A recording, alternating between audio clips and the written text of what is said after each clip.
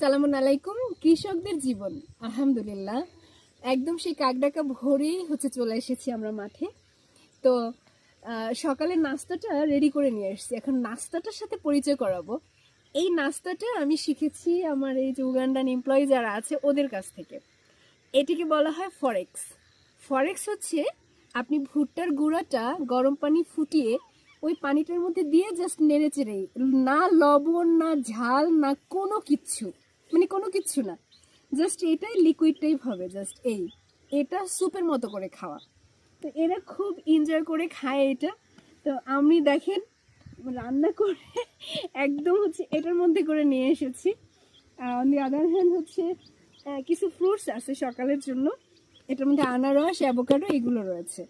তো এই ফরেক্সটা ওরা যখন লবণ টবণ ছাড়া খায়, আমি তো প্রথম ভাবলাম যে কি করে সম্ভব, কিন্তু গতকালকে এটা ফার্স্ট আমি চেক করেছি। যখন খেলাম ইনস্ট্যান্ট আলাদা রকম একটা এনার্জি ফিল করা যায়। আলহামদুলিল্লাহ, আল্লাহ সুবহানাহু ওয়া তাআলা এই যে আমাদের জন্য নিয়ামত দিয়েছেন এই খাবার, এইগুলো খেয়ে এরা অনেক কাজ করতে পারে, এই জন্য ওরা অনেক বেশি এনার্জেটিক। আলহামদুলিল্লাহ, এরুসিল আল্লাহ ওদেরকে শক্তিশালী করে দেন। তো সেটা দেখলাম, তো এই ফরেক্সের সাথে পরিচয় করালাম। হ্যাঁ ব্রায়ান, সে হ্যালো। হ্যালো।